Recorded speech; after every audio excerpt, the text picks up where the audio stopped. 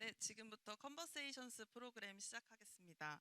아트부산 컨버세이션스는 국내외 미술계를 대표하는 전문가들을 초청해서 현재 미술계의 주요 이슈를 소개하고 미술 시장에서 화제의 중심에 서 있는 작가분들과 새로 주목하고 싶은 작가들을 선정하여 관객들에게 소개하고 있는데요.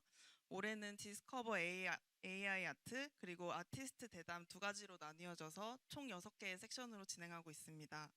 오늘 아티스트 대담의 첫 번째 섹션을 이 작가의 작품 세계에 대해 시작하게 되어서 매우 영광인데요. 마르셀 듀상의 레디메이드 개념을 가장 효과적으로 구현한 작가, 미국을 대표하는 세계적인 현대미술 작가 로버트 테리엔입니다. 작년 4월 가나아트의 전시로도 굉장히 화제가 되기도 했는데요. 지금 현재 그 동시 통역으로 진행되고 있기 때문에 송신기를 꽂으시고 한국어 채널 1번, 영어 채널은 2번으로 들어주시면 됩니다. 네. 로버트 테리엔 재단의 디렉터 폴 체르윅과 딘 아네스, 그리고 오늘 토크를 더욱더 풍부한 이야기와 함께 진행해 주실 모더레이터 김선희 독립 큐레이터님을 소개하겠습니다. Please welcome.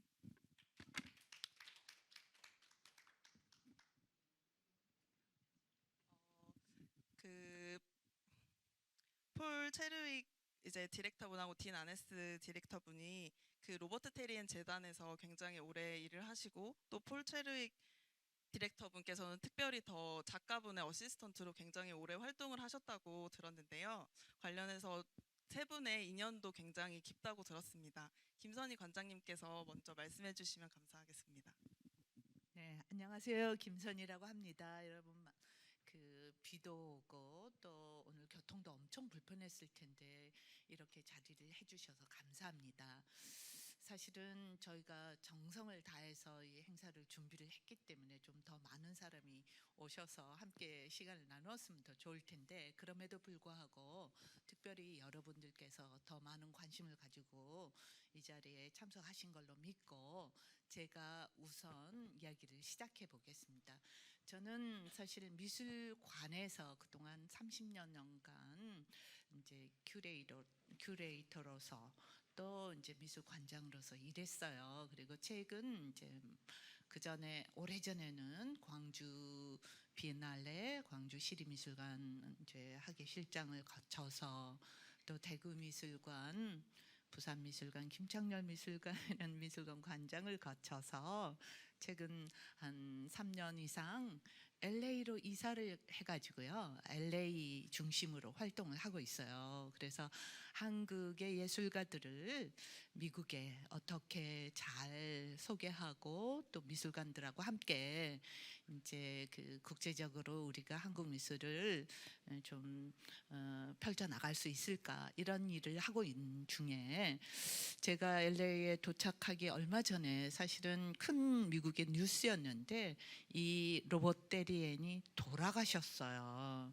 근데 이 로봇 데리엔은 주로 미국 출신이기 때문에 미국이나 유럽에서는 굉장히 널리 알려졌는데 아시아에서는 그동안 한 번도 전시 기회가 없다가 보니까 알려지지를 못했고, 제가 미술인의 한 사람으로서 미술관의 여러 전시는 이제 굉장히 관심 갖고 진행도 해왔고 함께 공유도 해봤지만, 또 최근에는 이런 미술의 마켓 세계가 엄청 중요한 비중을 차지하고 점점 확대돼 가고 또 어떤 세대 교체도 일어나고 많은 변화들이 있으면서 미술 이야기들을 이제 많이 풀어나가고 있는데, 한국에서는 의외로 미국의 많은 훌륭한 작가들 알고, 그러나 미국에서는 잘 몰라요, 한국에 대한 것을.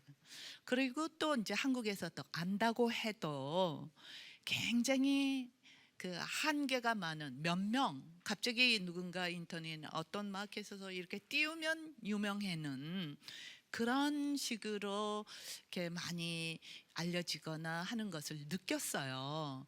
그래서 저는 이제 미술관은 이제 떠났지만 기획자로서 진짜 좋은 예술가를 소개하고 기획하고 또 나름대로 이제 글도 쓰고 연구도 하는 그런 일에 집중하고 있는데, 제가 이제 오랫동안 그 미술관 일을 하면서 참 저희 직업이 행복한 직업이다, 왜? 세계적으로 유명하다고 하는 예술가들과 다 만나면서 전시도 만들고 그들과 많은 시간을 하면서 그들 예술 세계를 더 깊게 연구하고 접할 수도 있고, 또 미술을 좋아하시는 올드 프렌드, 뉴 프렌드 이런 사람들하고도 이런 이야기를 나눌 수 있는 게 참 행복하다는 것을 느꼈고, 오늘 여기 계신 분들은 제가 한두 분을 빼놓고는 다 새롭게 뵙는 분들이에요. 그래서 저로서도 좀 긴장이 되고 그러는데, 이 진행을 하는 동안 아무래도 동시통역이 있다 하더라도 제가 이제 기획자로서 이번 특별전도 기획했고 이 얘기를 주로 풀어나가고, 또 여러분들이 제 이야기를 통해서 직접 궁금하신 점들을 이 두 사람한테 물어보셔도 참 좋습니다. 저는 이제 그 돌아가시고 난 작가가 돌아가시고 미국에서는 큰 뉴스가 되고 얼마 후에 그 작가가 활동하시던 그 스튜디오가 그대로 남아 있는 거예요. 그래서 이제 거기를 가보기로 했다가 더 이 작가 예술 세계에 빠져들게 됐어요. 그리고 이제 이 두 분이 말씀드렸다시피 지금 에스테이트라고 해서 작가가 돌아가시게 되면 그 이제 한국말로는 재단이라고는 하지만 어떤 그 모든 관리를 하는 기관이 되는 거죠. 그래서 두 분이 이제 디렉터들로서 생전에서부터 오랫동안 활동을 하시던 분이어서 만나게 되고, 또 제가 이제 글도 쓰고 기획도 하게 되면서 궁금증이 많다 보니까 배우는 거죠, 이들로부터. 그리고 이제 말씀드렸다시피 지난 4월에도 전시, 작년 4월에도 했고요. 그리고 또 그 밖에도 이제 앞으로 해야 할 일들이 많이 있다고 느꼈어요. 근데 다시 이제 돌아가자면 이 작가가 어떤 사람이냐면, 안타깝게 이제 암으로 불행하게 돌아가셨지만 본래 작업 세계도 아래층에 마련이 됐는데, 사진, 회화, 조각, 다양한 장르를 아우르면서 굉장히 남들하고는 다른, 여기에도 지금 시인이라고 표시가 됐는데, 작품의 주제, 작품의 대상을 선정할 때부터 아주 특별해요. 그걸 가지고 평생을 순례자처럼 계속하면서 계속 형태를 발전시키고 변화시키고 하면서 이렇게 이제 마지막까지 작업을 하셨는데, 그 초기에는 굉장히 간단한 심플한 형태를 가지고 추상화하고 단순화하면서 그 작품을 아까도 말씀드린 평면과 입체를 어떻게 한 장르로 그 한 공간에서 아우르는가 하는 문제에 굉장히 작가가 심오하게 연구를 했습니다. 그래서 이제 그 작가는 샌프란시스코 베이에리아에서 어린 시절에 아버지가 일찍 돌아가셔가지고 할아버지 집에서 많이 성장을 했는데, 그 할아버지가 외국에 그렇듯이 이제 렌치 하우스나 이런 시골 목장, 농장 이런 시골집이었기 때문에 거기서 함께 살면서 금방 이렇게 망치로 두두둑 뭐 가구를 만들어내거나 집을 수리하고 고치거나 뭔가 장난감을 만들어 주시고 쓸모 있는 것들을 다 해주시는 거예요. 그래서 이제 그런 성장기에 도움을 받아가지고 그 형태들이 그 폼에 대한 것들이 여러 가지로 변화를 해요. 가령 이 작가가 정말 192cm가 넘는 큰 키다리 선생님이셨는데, 자기 자신을 눈사람으로 자화상으로 표현을 해요. 그런데 그 눈사람 같은 미국의 눈사람의 덩어리가 세 덩어리로 이렇게 눈사람이 되지만 그걸 옆으로 누이면 구름이 되는 거예요. 그런가 하면 제일 처음에 초기 단계에 집중했던 그 열쇠 구멍 같은 것도 왜 하필 남들이 안 하는 그 조그마한 열쇠, 우리가 열쇠로 집을 따서 들어가는데 그 열쇠 구멍이란 것이 우리 바깥 세계, 안 세계, 어떤 사람의 한 집안에서 일어나는 많은 이야기거리들을 상징적으로 풀어주는 그 수수께끼 같은 마크로 사용하는 거예요. 그런 여러 가지 것들이 심지어 여기서도 표시가 되지만 경첩이 아시죠? 경첩이 가구를 문짝을 만들 때 그 쇠로 경첩을 붙이면 이게 문이 열리고 닫히고 하면서 신비로운 쓸모가 많은 도구로 변하는 거예요. 그가 어려서부터 그런 게 했던 것들 그런 것을 주제로 마치 나비처럼 나르는 거 움직이면서 그 요술을 부리는 그런 것처럼 오브제를 대했어요. 그래서 제가 시인과 같다. 그리고 그런 오브제를 평생을 계속합니다. 계속 반복해서 또 하고 또 하고 그 남들이 주목하지 않았던 어떤 면에서 인기도 하나도 없는 가령 가짜 수염 시리즈라는 작품도 있어요. 근데 가짜 수염 왜 우리가 평범하지 않는 가짜 수염을 예술의 대상으로 삼았는가? 그거를 또 왜 평생 가지고 가면서 표시를 했는가? 얼마나 저로서도 신비스럽고 궁금하고 그랬던 거예요. 그 가짜 수염은 자기가 조각가로서 하는데 모든 위대한 조각가들이 가령 노댕이나 브랑크시나 옛날의 위대한 사람들은 다 수염을 부텁수룩하게 기르거니와 그게 하나의 유명함, 권위, 대단함의 상징인가. 그리고 이제 그 밖에도 이제 뭐 그 산타크로스나 이런 것을 할 때도 그 가짜 수염을 붙여야 되잖아요. 그래서 그 가짜 수염을 대상으로 해서 초기에는 굉장히 뭐 그 수염과 비슷한 재료를 써서 그 귀에 이렇게 걸 수 있는 그 수염 시리즈를 계속 만들고 어떨 때는 4m가 넘는 거대한 거부터 어떨 때는 조그만 거부터 이렇게 만드는데 점점점 나중에는 그게 이제 단순화되고 심볼처럼 해서 나중에는 정말 아름다운 아래층에 있었지만 빛나는 파스텔 톤의 아름다운 컬러의 스컬프처로 이렇게 변화하는 평생 그런 식으로 자기가 선택한 그 주제를 평생 끌고 가면서 순례하듯이 혼자 사시면서 그 스튜디오도 혼자 지었어요. 거대한 크게 스튜디오고 그 특히 이 작은 오브제부터 그의 작품은 굉장히 이 조그마한 small work 이렇게 손가락만한 작은 것부터 정말 거대한 크기까지 작년에 우리 가나 아트센터에서 오셔서 보신 분도 계실지 모르지만 그 우리가 사용하는 이런 의자 이런 거를 4m가 넘는 크기로 만들어냅니다. 그것도 이제 우리 산업사회에서 이게 접었다 폈다 테이블도 그렇고 의자도 그렇고 그거 한쪽에 개놓고 필요할 때 딱 펴서 쓰는 그거를 4m가 넘는 거 생각해 보세요. 여기 천정까지 닿는데 그걸 딱 뭐 찍어낼 수가 없잖아요. 다른 의자들은 공장에서 그냥 막 찍어내고 만들어냈는데 이 거대한 거 다리 그 기둥 하나만 사는데 무거워서 들지도 못하는 걸 그 철 작업 녹이고 뭐 이걸 싹 다 만들어내요. 그러면서도 이게 접어지고 펴지고도 다 만들어내니까 10명 이상이 우리 의사 하나 펴는 것도 많은 사람이 펴야 되고 그런가 하면 그 의자의 쇠 부분이 오래 쓰고 나면 녹이 슬고 기스가 나고 닳아지고 하는 그 부분을 다 그림으로 표현을 해요. 너무나 리얼하게. 그래서 이 작가는 초기에는 추상형의 굉장히 대가인 중요한 예술가로 소개가 되고 발전을 했는데 왜 이렇게 사실적으로 만드느냐 그런 이야기 했을 때 제가 굉장히 감동을 받았어요.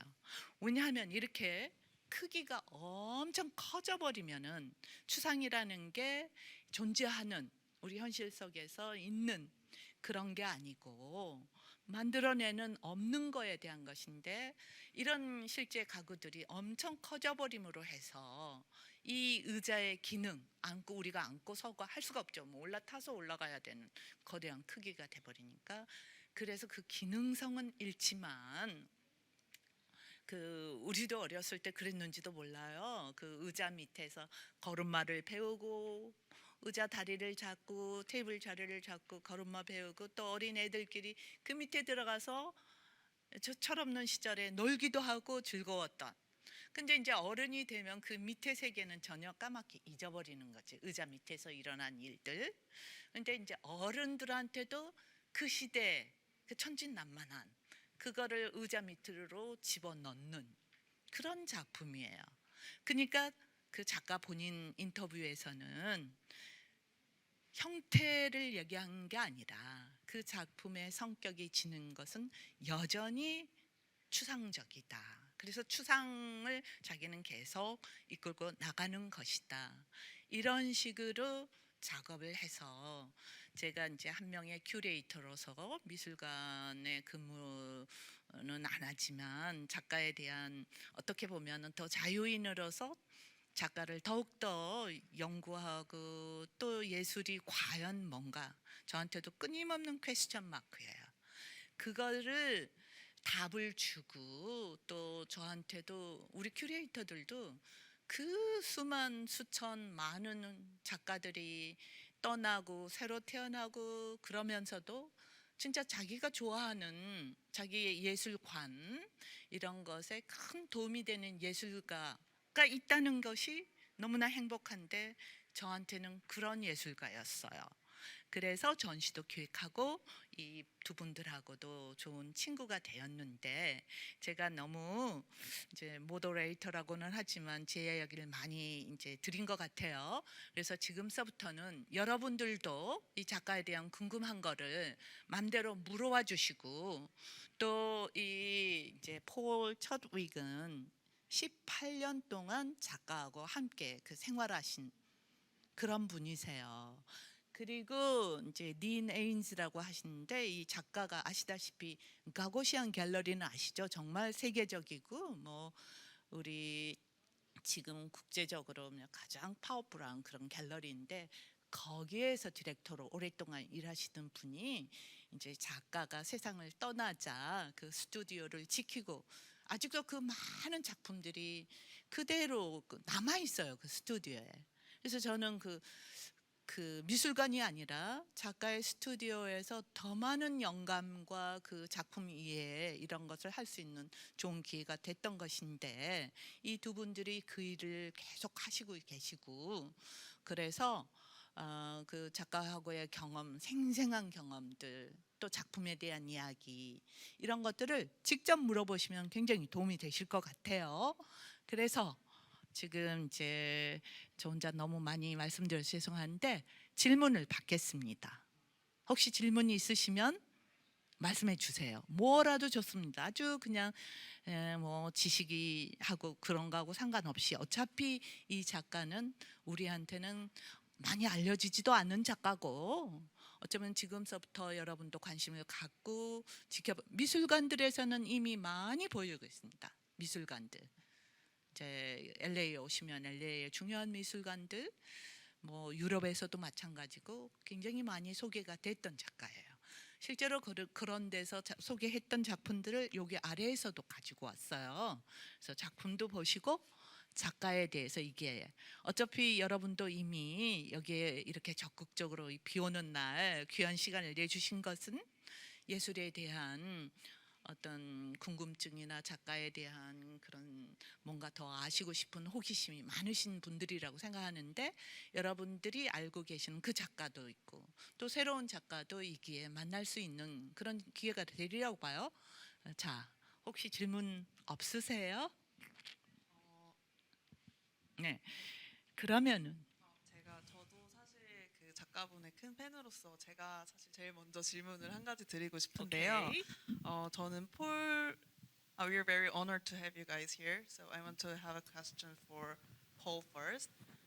그래서 폴 디렉터분에게 질문을 드리고 싶은데 이제 개인적 작가분하고 직접적으로 개인적인 인연이 있으셨으니까 어떻게 처음 만나게 되었는지 같이 일을 시작하게 되셨는지 먼저 여쭤보고 싶습니다.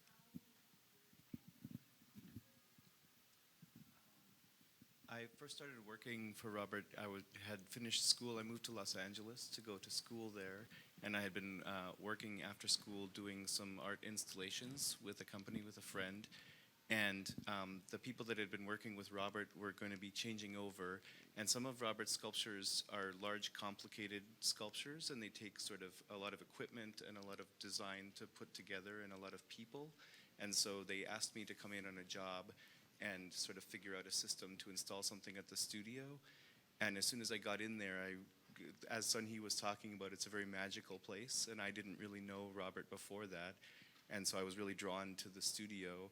And that project took a long time, and we got to know each other. And gradually, as I was there and coming back to do a small job, they asked me to come back and do something else. And then I became sort of more familiar with Robert and he with me. And gradually, I started a little bit at a time, and eventually, pretty soon, the other people that had been working there weren't there, and I ended up staying. And then next thing I knew, it was 18 years later.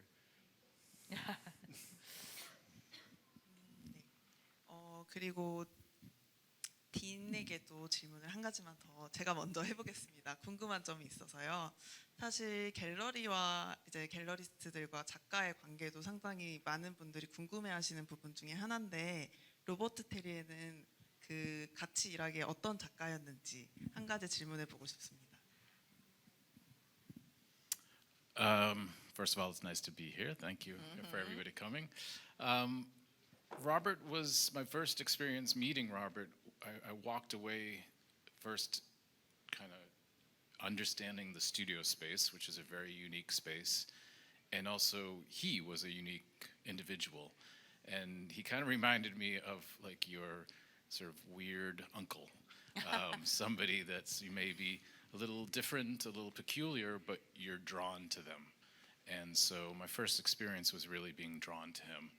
And the fact that he created his own world, his own environment, that the studio is actually an artwork, is something that left a big impression on me. So, you know, working in the white walls of a gallery can feel very confined, and to go to the artist studio, it feels magical. And Bob's space is extra magical. 네, 이렇게 작가분을 제일 잘 아시는 두 분이 이번에 아트부산에 특별히 와주시고 김선희 원장님도 계시고 그래서 부스를 저희가 특별전 부스를 같이 함께 구성해 주셨는데요. 그 덕분에 저희가 좀 더 작업 세계에 대해서 깊게 알 수 있는 상업 페어에서 사실 이런 깊이를 담기가 그렇게 쉬운 부분들은 아닌데 그 폴하고 딘하고 김선희 큐레이터님 함께 하셔서 좀 더 풍성한 그 전시를 볼 수 있게 되었습니다. 그래서 이제 전시 이제 상업 페어긴 하지만 큐레이션이 다 깃들어 있는 작품들이 선정되었는데요. 세 분이 작품을 선정하실 때 어떻게 선정을 하셨는지 그 부분 질문 함께 드리고 싶습니다. 제가 다른 조금 길게 앞에 서두를 네네. 아까 제가 그 작가에 대해서 이제 궁금증, 예술 세계를 탐험하고 공부하기 위해서 그 예술을 이야기하기 위해서는 작가가 어떤 사람인가를 아는 것도 되게 중요해요. 그래서 이제 그 작가에 대한 질문을 저는 두 분한테 계속 드렸던 거예요. 근데 키가 크고 말이 정말 없으시고 그런가 하면 음악을 좋아해가지고 스튜디오 한 그 작업하는 공간이나 작업을 보여주는 공간은 크고 넉넉한데 자기가 생활하는 공간은 의외로 조그만하고 아주 간단해요. 근데 한쪽에 그 옛날 레코드판이 가득 있게 음악을 항상 틀어놓고 그렇게 하셨고 또 문학을 엄청 좋아하셔가지고 말하기보다는 항상 이제 글로 쓰거나 어떤 누구하고 인터뷰를 한다 할 때도 말로 하는 거는 상당히 조심스러워하고 꺼려하는 대신에 이제 글로 보내면은 아주 그 대단한 감동 어린 그런 스테이트먼트가 나오는 거예요. 그래서 이 사람이 정말 키가 크고 언제 한 가면은 그가 신던 신발을 보여줘서요. 신발이 어마무지하게 큽니다. 웃음이 나와가지고 혼났어요. 신발이 이따만한 커요. 그래서 이분이 얼마나 키다리셨고 말이 없고 우리 옛날에 어렸을 때 키다리 아저씨 이야기 있죠. 그런 식으로 상상이 저한테는 됐었는데 굉장히 무던하시고 그러시면서 그런 길을 갔고 그래서 이제 그 지난번 전시도 그랬고 저로서는 큐레이터로서 그 작가의 초기, 중기, 말기 그 작가의 그 중요한 시기적인 좋은 작품들이 이렇게 좀 잘 소개되기를 원했어요. 작품은 그 작가가 너무나 열정적으로 많이 해서 엄청 아직도 많더라고요. 그랬는데 이제 한국에서 특히 아시아에서도 처음 전시였고 귀한 자리여서 그런 욕심을 부려서 했고 또 그때 굉장히 귀중한 작품들이 한국의 중요한 것으로 이렇게 컬렉션이 되었다 보니까 이번이 어쩌면 두 번째 전시라고 할 수도 있어요. 여기는 이제 갤러리 전시는 아니지만 짧은 아트페어 전시지만 이번에 특별히 가장 아름답고 인기가 많은 대표적인 그 물방울 드랍 작품이랄지 특히 새 작품이 너무너무 인기가 많았어요. 근데 사실은 다 그분이 즐겨하던 그 어브젝트를 골고루 다 했었는데 이상하게 많은 분들이 그 새 쪽에 저기를 많이 하시고 특히 이 두 분이 가장 좋은 특히 이제 아시아의 이런 그가 중요한 나라로 됐어요. 과거에는 아시다시피 그 서구 미술도 뭐도 다 그 문화적으로 미국이나 유럽 중심이었지만 이제 아시아가 가장 큰 포텐셜을 갖고 미래인 거예요. 그래서 정말 좋은 작품을 준비를 해주셨어요. 그래서 저는 감사할 수밖에 없고 그 maybe you can talk about how we selected the works this time here. So maybe you can talk about that. Sure, too. sure. So we built off of the exhibition from last year at Garner Arts Center in Seoul, and so we wanted to add works and to bring some things that hadn't been seen here. We brought the telephone cloud, which we feel is a good discussion piece because, you know, anybody that's younger is only familiar with cell phones, and to see what an actual old telephone is you know, sort of an abstract form, and to have it now be created as a black cloud that is made out of telephone wires. This piece, his origin comes from conversations on the telephone with a well-known artist, Via Selmans. So Bob was, Therian was a good friend with Via, and they would have conversations on the phone, and while they're speaking to each other, they would do little doodles and draw while they were speaking and send them, fax them to each other. And so they'd fax drawings back and forth while they're speaking on the phone for hours. And out of that conversation, he doodled his cloud, which was a motif that he did a lot, but this time it had the wires of the telephone cords. I feel like it's an important piece to sort of, again, sort of look at sort of how things have changed, but how many people can still relate to it.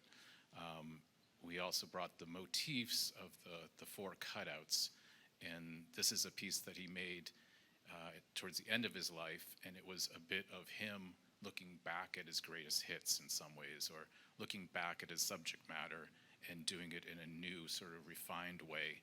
So that is sort of an important piece that encompasses a lot of the work and sort of focus that he had done of his past life. And there's also a number of works. The way that Bob worked through his career, he would revisit shapes and forms in a serial way and change them slightly and be working on a shape and constantly morphing and changing it. And he was never satisfied to just work in one direction, where there's a lot of his work, there's a 2D version and there's also a 3D version of it. He would think things through on paper and then create a sculpture from it.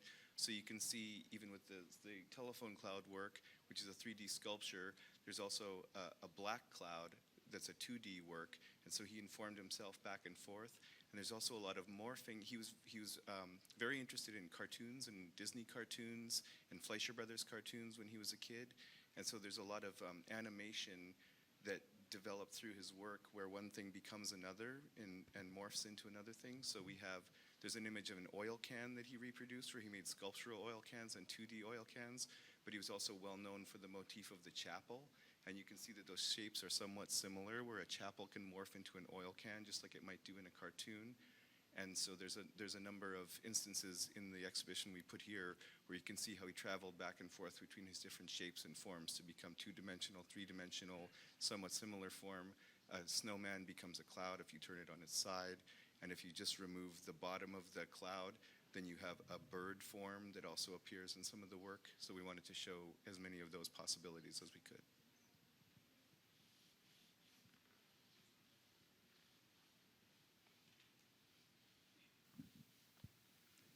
그리고 혹시 작품을 선정을 하실 때 이제 뭐 유럽이나 미국 시장에서 보여지는 작품을 선정하실 때랑 그리고 이번에 작년에 가나 아트 전시도 그렇고 지금 아트 부산 부스도 그렇고 뭔가 작품을 선정하실 때 좀 그 나라에 따라서 맞는 큐레이션을 고려하시기도 할 것 같아요.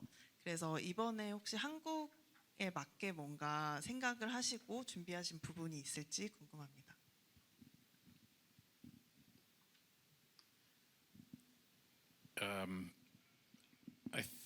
I feel like it was important, sort of, when we started working in the estate, that Bob is an artist that is best known for his work and not so much his name. So it was important that we start to really expose all range of his artwork. So, like Paul was saying, the works on paper, the drawings, the flat works, even though he's best known for the large-scale furniture. So as the estate, we really want to explore all the works that he's less familiar with, even though he's been making it for many years and he showed with well-known galleries in New York and in Europe. It's the large table and chairs that's the most recognized. So for us, it's important to really expose the works on paper and the drawings and let people understand and see how much attention and how much importance he put into the works on paper, just as much as the large works.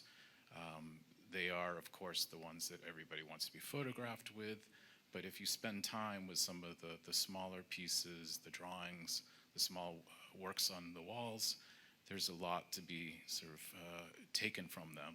So that's one of the main things that we focused on. As US or Asia or somewhere else, sure, there's a few works that we feel maybe don't translate. He does this flagpole motif that confuses everybody. And so maybe we choose things that don't have to be overly explained, that we want things that are more universal. And we feel he has a lot of body of his work is very universal, and that even if you're not sure what you're looking at, you can sort of recognize, and it's something that's familiar.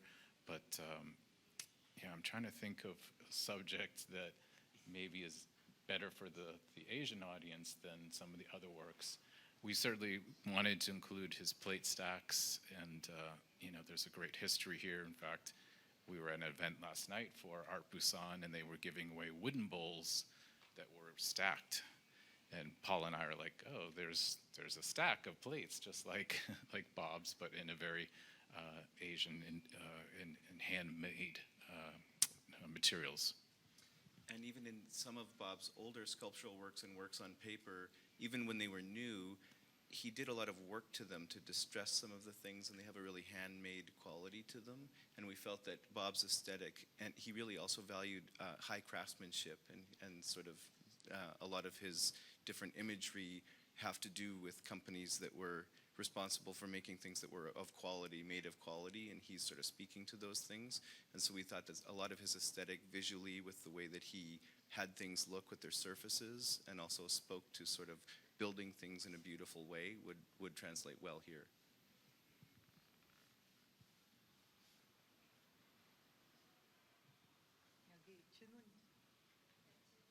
질문 받겠습니다.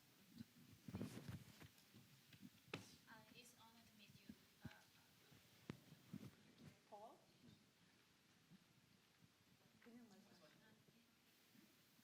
안녕하세요. 저는 최순영입니다. Hi, it's honor to meet you, and I'm very happy to participate at this kind of artist conversation, because I thought there should be this kind of program at this kind of art fair, and I'm very happy to find this program, and I'm very happy to meet you guys. So I want to ask a question each of you. First of all, Mr. Bob, well, if you worked at Gagosian Gallery, I just wonder, what was your experience at Gagosian Gallery? Because, well, after I graduated school in New York, I applied for Gagosian Gallery as an assistant, and they didn't even look at me. So I'm just wondering, because it's kind of my dream company, like at the moment. But after graduate, I came to Korea, and since you worked at Ghana Art Center, some of my colleagues colleagues from graduate school in Korea, they are working there. So you should have met many Ghana Art Center people, and also you should, because you came to Art Busan, you see many Korean art, contemporary artwork.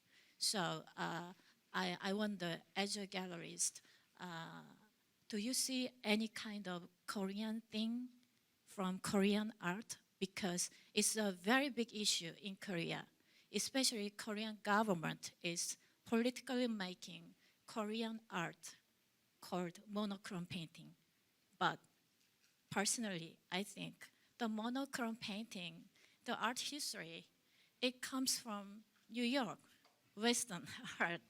But they are just saying, because it's monochrome painting, because the color is Korean, that this has like a black, white, gray Korean thing, this is Korean painting. That's the Korean government policy. But when I meet many artists, they usually studied at Paris, France, New York, England, New York, Goldsmiths, or Pratt, or so many foreign schools. So when I see their artwork, I don't know, is this Korean? Is it American? Is this English? I don't even know when I see their name. So I want to know, I personally want to know your personal opinion about Korean contemporary art at the moment. And I'm sorry, I should introduce myself. I used to work at Artside Gallery as a curator and art fair team. And also the Artside Gallery, I mean, the owner is brother of Ghana Art Center. So I know about Ghana people. So Sure. yeah, so that's why I'm asking so many things, because I have a gallerist, because I used to work at gallery. So The history yeah, of galleries. yeah. 잠깐만 제가 좋은 말씀 잘 해주셨는데 우리가 사실은 이 프로그램 자체가 기본적으로 작가 우리 로봇 데리엔에 대한 이야기를 중심으로 하는 거여가지고 이제 한국 미술에 대한 특별한 특징을 느꼈냐 그런 것에 대해서는 훨씬 더 개인적으로도 많이 나올 수 있을 것 같아요. 그래서 이제 간단히 답을 해주시면 좋고, 웬만하면 저희가 기왕에 마련한 이 그 의도가 작가에 대한 예술품, 그 로봇 데리안의 세계에 대한 것입니다. 그래서 그쪽 질문을 해주시면 더 고맙겠습니다. 네. I'm sorry.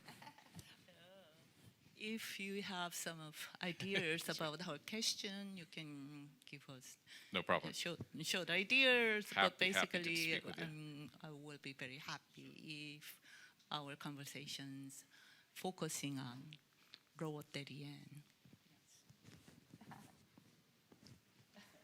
Anything you'd like to say? You worked with artists for 18 years. 18 years. And after he passed away, when you look back, what kind of mark did he left in a contemporary art? What kind of mark did he left in a contemporary art? We like to, when we bring people to the studio, it's a good chance for people to see the breadth of his work from beginning to end. And starting very early, he was still very young when he started showing internationally. He showed at Leo Castelli Gallery in the 80s, and he was brought into that gallery actually by Jasper Johns, who's the one suggesting that Bob show at that gallery. And he participated in Documenta, in the Whitney Biennale, in the Venice Biennale, and he's in many important collections all across the world in museums. And yet somehow, as Dean was mentioning, people, there's his larger scale works, they know those, but some of his other works they're less familiar with. So he's this interesting character where he created a huge body of work over decades, was very well known, very critically well regarded, and did very well at his shows all throughout his career, and yet he remains somewhat of a mystery to people. So part of that is really interesting for us as the estate. We get to sort of introduce the work to people who have probably been to a museum and seen it several times, and so it's kind of a fun and interesting way to bring this work that people should know about and do know about back to them and introduce it together. So he definitely has made his mark over his entire career and did very well, and then became known for the larger works later in his career. And so it's interesting to be able to show the things that he was known for earlier too.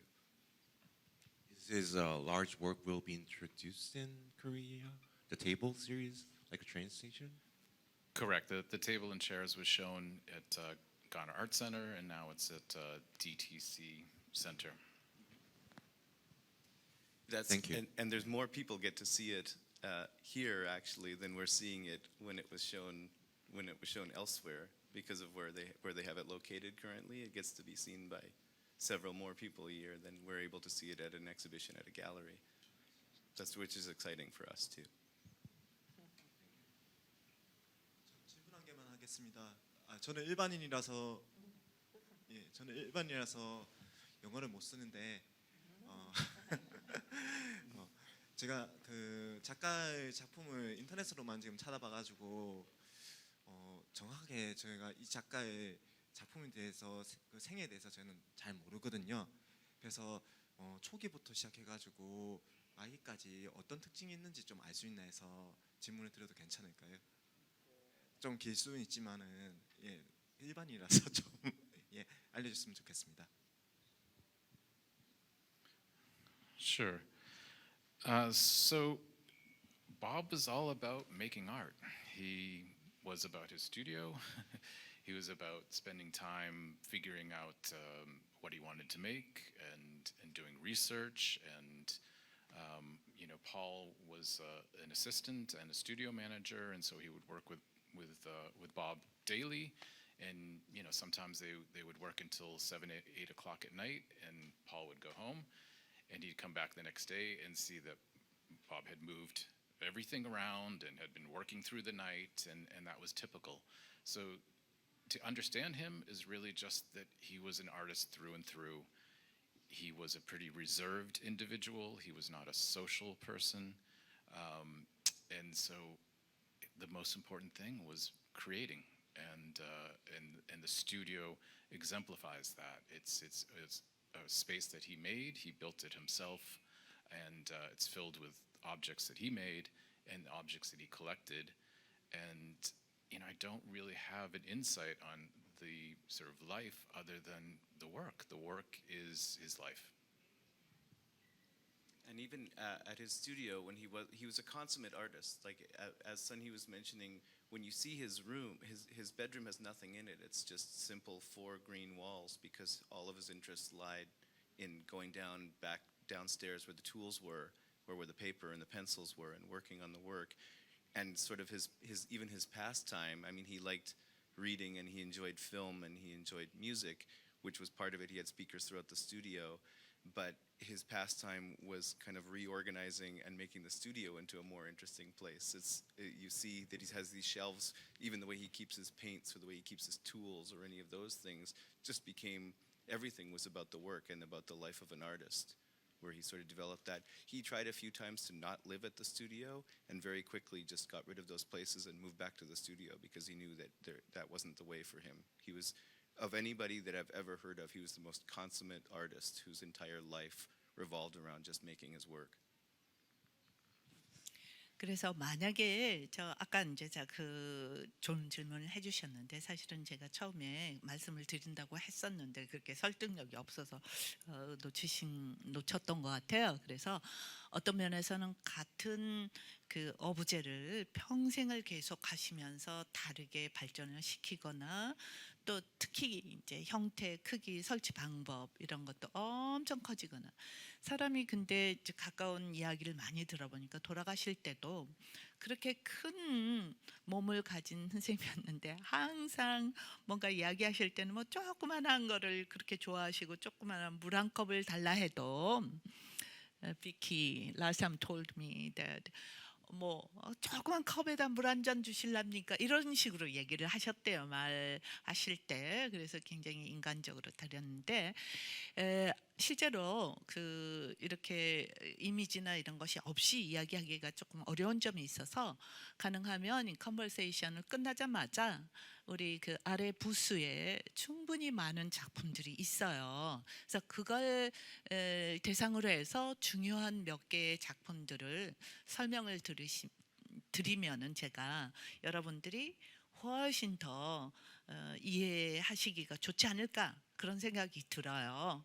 그래서 어떤 중첩되는 그 형태들 아까 말씀드렸지만 굉장히 크리스찬이었던 그가 그 항상 열심히 다녔던 교회 이런 모양이 오일 캔 기름 담아가지고 우리 뭐 자전거나 뭐 재봉틀에다가 기름 이렇게 묻히는 그런 중첩되거나 비슷하거나 이런 거를 굉장히 영어로는 플레이한다고 할까 가지고 놀았다고 그 계속 흥미롭게 변형시키거나 또 그 표현하는 방식도 굉장히 재밌어요. 거기 아까 당시에는 그 디즈니 회사가 생기면서 새로운 만화 영화 이런 게 굉장히 새로운 문화적으로 떠오르던 어린 시절에 이제 큰 새로운 중요한 문화 장르가 됐는데 그걸 보면서 작가가 자라나 가지고서요.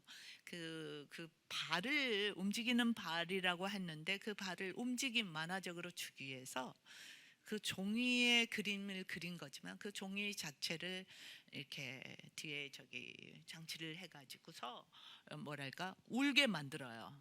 그렇게 하면 정말 뛰거나 하거나 그런 느낌이 훨씬 되살아나거나 또는 다른 그림 그 구름 그림 저도 오래전 했는데 종이 뒤에서 뭔가 앞에 물감을 그림을 그려가지고 스며들게 만들어서 앞에서는 굉장히 단순하고 표현을 적게 한 것 같은데 그 색이 묻거나 스며들거나 하는 그런 것들을 효과를 굉장히 잘 즐겼던 것 같아요.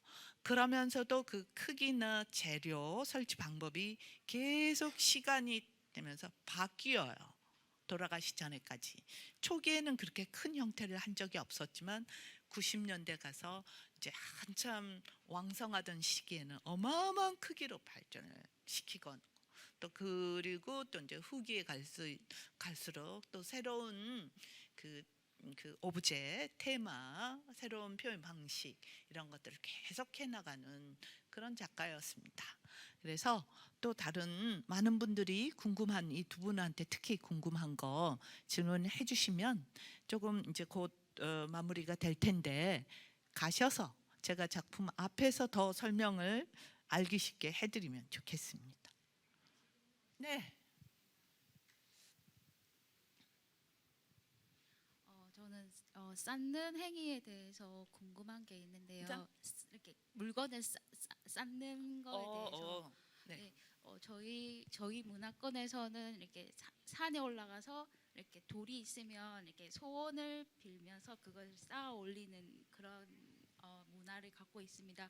그래서 우리나라 작가 중에 최정아라는 작가도 이런 일상의 그런 주방 용품 같은 거를 이렇게 모아서 이렇게 쌓아 올리는 좀 제가 봤을 때는 좀 이 작가의 영향 혹시 받지 않았을까 싶을 정도로 유사한 느낌을 받았는데요. 근데 그런 결국에 저희 이렇게 일반 사람들이 그것을 봤을 때 주술적이고 무속적인 그런 약간 조금 그렇게 좋은 그런 느낌은 안 받는데요. 저희 서양 문화권에서는 쌓는 행위를 어떻게 생각하시고 또 일반 사람들이 작가의 그런 주방용품을 쌓는 행위를 봤을 때 일반 그런 외국의 그 나라 문화권에서는 어떻게 이렇게 그 작품을 받아들이시는지 그게 좀 궁금합니다.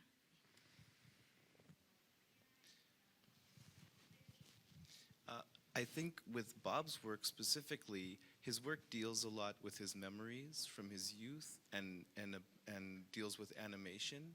And so the things that he's stacked, he's well known for these stacks of dishes, and also there's pots and pans that he stacked. There's one in the Ghana booth, a really interesting pots and pans sculpture. And so a lot of that for him comes out of a playfulness of animation where you know everybody has had the experience where there's too many dirty dishes or something and you're just trying to get them into the sink so that you can clean them and you have no more room, so you just keep piling them and hope it doesn't fall down. Well, to Bob, that became a sculpture. He calls his earliest sculpture a snowman that he made with a kid. And when he was a kid, he made a snowman.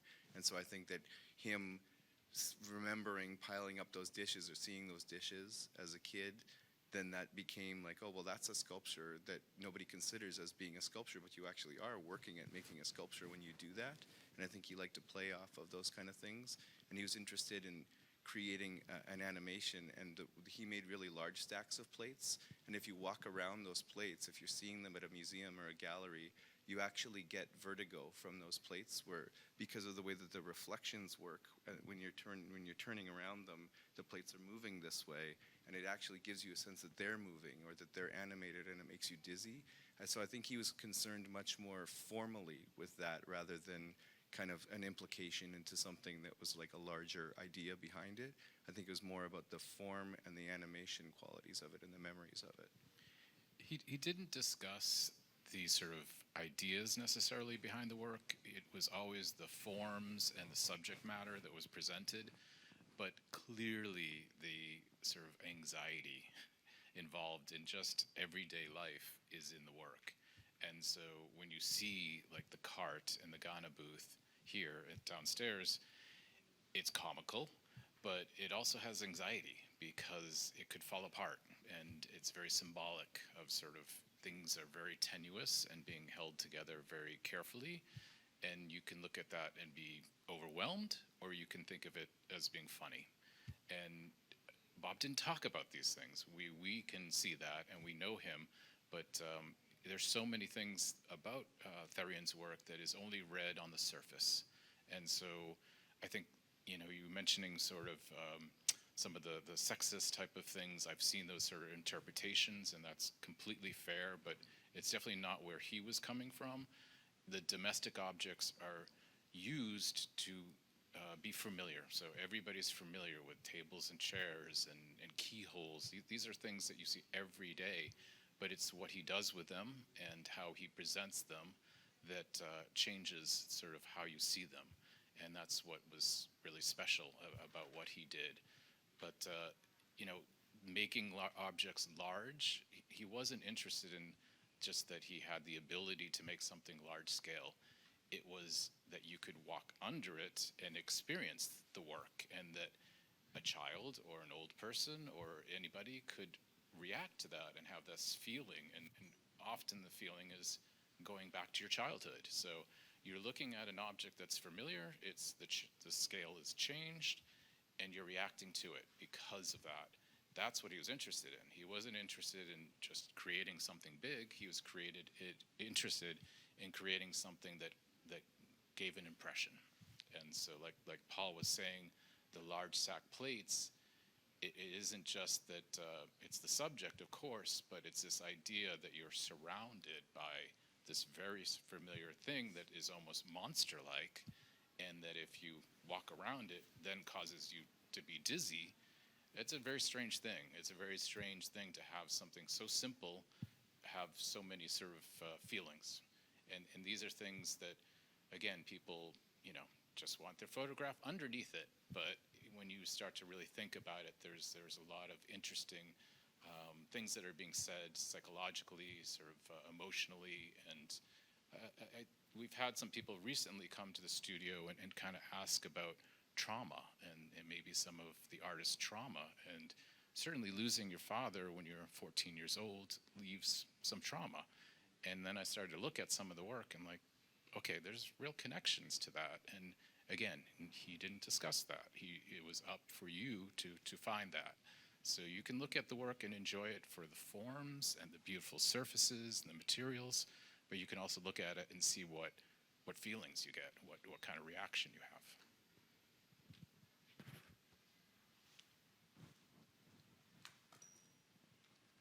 Hello. So Robert is well-known artist, and also he made lots of remarks in the world of contemporary art. And I have a question that what made or what kind of aspect or what part of Robert's work made people to love him? What do you think about it? I think his playfulness. I think he had a real sense of humor, and again, he didn't talk about it, but it was there. You know, he's got the subject matter of these devils. These devils are everywhere, and people think they're cute, but they don't really understand it. And he's not going to tell you what it is, but cartoons and Disney and early animation was a big influence, and he liked the slapstick of these works. So in the booth, in the Connect booth, there's a large piece that is a Dutch door, which is a type of door that swings both ways. You see them sometimes in early TV and cartoons. To him, it's funny. You know, it's funny because people would walk into one part of the door or something like that. So there's a lot of humor that, again, isn't really discussed, but he was, we say, cheeky. He was very cheeky. And also even in his more he's a complex individual, and so even in his more serious works, there's a lot of comments about earlier works where people are saying they're not quite sure what's going on or why exactly they're drawn to it, but there's something going on there that keeps bringing them back to it. Like there was, when he was in the Whitney, there was a review and somebody said that this little blue oval that they made, they weren't quite sure, the review said they weren't quite sure why, but they just kept returning back to that piece. And so there was something really human about the surface qualities of his works and memories being elicited that you can't quite attribute to something specific because the work was kind of abstract and the notion was abstract. So there's something at work there that kind of keeps you coming back, and which is, I think, specifically why he didn't speak in a specific way about the work, because then he thought it would take that aspect away from it. So people wanted to come back to kind of learn about what it is they were thinking that thing was or wasn't. And I think people are really drawn to that part of his work too. 한 가지 질문 더 받아보겠습니다. 아까 질문 마지막 질문 해주실 분. 네. 예, 제가 아까 작품을 보지 못해서 잘못된 질문을 드린 점에 대해서 죄송합니다. 로버트 테리안이라는 작가 선생님을 특별히 그 수많은 작가 중에 선택하신 이유도 있을 것이고, 그리고 또 재단을 만든다는 것은 또 다른 차원의 이야기 같거든요. 아까 로버트 테리안 재단을 만드셨다고 들었습니다. 예, 거기에는 많은 정책이나 사람, 자본들이 다 관여되는 것이잖아요.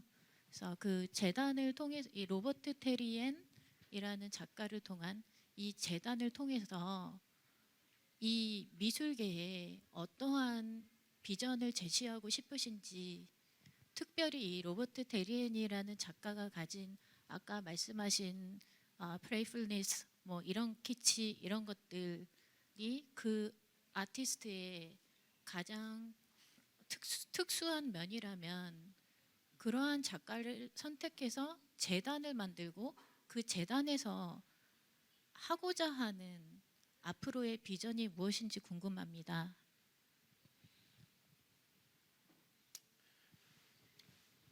제가 잠깐 이야기하면, 큰 작가들이 이제 작고하게 되면 그 작가의 작품을 생산한 그 실제 주인공 작가가 이제 아무 얘기를 못 하고 떠나시는 거잖아요. 근데 그 스튜디오나 작품도 많이 남아 있고 여러 가지 관리도 해야 되고 이런 것 때문에 대부분 그 돌아가신 다음에는 그 에스테이트를 만듭니다. 특별한 이유가 있었다기보다는 가령 이미 많은 미술관, 많이 콜렉션도 나가 있고 앞으로도 남아 있고 또 이제 그 미술관들을 도와줘야 하고 관리도 계속해야 하고 또 그 스튜디오도 그대로 남아 있기 때문에 그걸 잘 보존해야 하고 그런 업무를 위해서 이제 그 에스테이트 재단이라고 말하면은 한국에서는 목적을 가지고 만드는 것처럼 보이는데 그게 아니에요. 그 작가들이 타계하고 나면 그 작품을 계속 관리하고 보존하고 또 그 대상들을 찾아서 일을 해야 하는 그것들이 재단이 에스테이트가 되는 거예요. 그리고 그 작가의 특징이 약간 플레이풀하고 키치적이고 이렇게 한 것은 한두 가지의 그 가령 이제 이야기에 불과하고 그 작가가 갖는 굉장히 풍성하고 정말 그 형태를 어떻게 이렇게 발전을 시켜 나가고 하는 것들은 무수한 그 생각해야 할 만한 사람에 따라서 받아들이는 게 예술 작품이라는 게 그런 것 같아요. 작가는 말이 없고 떠났지만 하나의 미디어이기 때문에 보는 사람이 그 가치나 그 밸류 많은 것들을 풍부하게 즐기고 하는 것이지만 이제 아까 애니메이션이랄지 또 어떤 위트 있게 이런 것들이랄지 그런 점도 있지만 굉장히 인간적이고 따뜻하고 저는 시적이라고 표현을 했는데 형태하고 그 서브젝트에 대한 아이디어들은 굉장히 문학적이고 또 음악적이고 그래요. 그래서 뭐 그게 하나가 결정적으로 키치적이다 한 게 작가의 특징이다 이렇게 말할 수가 없는 거예요. 사실은 풍부하고 그래서 그 재단이 그런 어떤 예술가의 그런 특성을 가지고 어떻게 한다는 게 아니에요. 그 작가에 대해서 꾸준히 이제 알려드리고 많은 작품들을 관리하고 이미 소장이 되었던 컬렉션이 되었던 미술관 일부터 전시부터 전문가들이기 때문에 또 내년에도 한국의 어느 미술관에서 이제 전시를 하려고 하는데 그 설치하는 방법이랄지 이런 거는 다 작가를 대신해서 에스테이트에서 하는 겁니다. 그게 에스테이트의 업무라고 봐야 돼요. 굉장히 풍성하고 많은 일을 하는 거죠. 지원도 할 수 있는 일이고 또 작가 홍보나 관리를 다 하시는 거예요. 네, 제가 자 그러면은 네, 우리가 마지막으로 정말 귀한 세 분 모시고 진행 잘 해보았는데요. 마지막으로 한 말씀씩 인사 부탁드리겠습니다. 그래서 이제 저로서 제가 먼저 하는데 그동안 서구 유럽에 굉장히 활동을 중심으로 많이 했어요. 큰 미술관 중심으로 큰 우리가 아시다시피 카셀 다큐멘터 베니스 비엔날레 위틴 비엔 가장 서양에서 중요한 이런 기관 단체에서 일을 하셨는데도 불구하고 한국에 충분히 홍보가 안 되어 있다는 것을 제가 이제 안타깝게 생각해서 소개학 큐레이터로서 참여한 것입니다. 그래서 이제 이번 기회에 그 많은 사람의 훌륭한 예술가들이 있지만 또 한 명의 굉장히 독특하고 또 그 평생을 예술가로서 순례자처럼 계속 형태를 탐구하고 그렇게 돌아가신 그 존경스러운 예술가의 작품을 한번 선배이는 소개한다는 뜻으로 이제 이렇게 했는데 여러분들이 이렇게 관심을 가져주시고 좋은 질문도 해주셔서 감사하고요. 또 기회가 되는 대로 그 서양에서는 가고시안이 그 관리하는 갤러리지만 한국에서는 가나 갤러리가 그 일을 업무를 하고 있고 담당하시는 분들도 다 계세요. 그래서 계속 이제 궁금하신 거 있으면 의논을 하시고 또 아까 그 큰 테이블 그 작품이 4개밖에 없어요. 3개. 그래서 아시아에는 유일하게 하나가 있는데 대전에 복합 터미널 안에 있습니다. 그래서 정말 귀해요. 그 작품이 실질적으로 만드는데도 많은 사람이 너무 고생해서 만들었고 귀한 작품인데도 거기에 있는데도 모르시는 거예요. 많은 사람들이.